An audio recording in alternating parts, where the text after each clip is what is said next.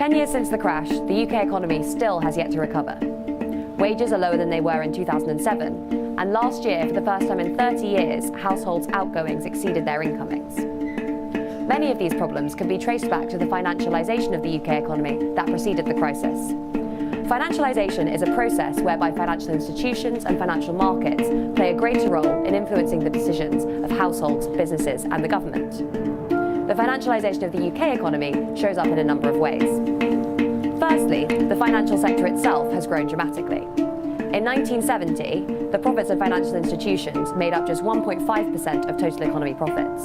This figure had grown to 15% by 2007. Ultimately, this boom ended in the crash of 2008, which cost the economy between £2 and £7 trillion in lost output. Increasing levels of bank lending have also made the UK a heavily indebted economy. Household debt rose from 80% of households' disposable incomes in 1970 to 140% today, peaking at 160% before the financial crisis. Much of this borrowing has been used to purchase housing, which has pushed up house prices and created a housing crisis. The financialisation of the UK economy is also linked to deindustrialisation, particularly in the UK's regions. Manufacturing as a share of GDP has shrunk from 30% of economic output in 1970 to just 10% today.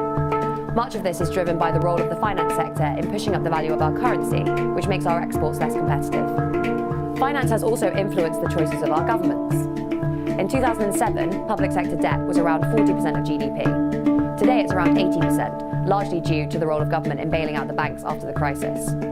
Since the crisis, the banks have also put a huge amount of pressure on governments to implement harsh austerity programs in order to pay down this debt, even at the expense of long-term economic growth.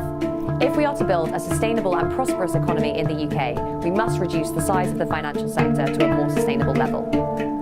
Recent research from IPR suggests limiting credit creation by banks, controlling capital inflows into the UK, and reforming the taxation and regulation of the sector. Doing so will allow us to move away from an economic model built on debt-fueled consumption and towards one based on sustainable growth.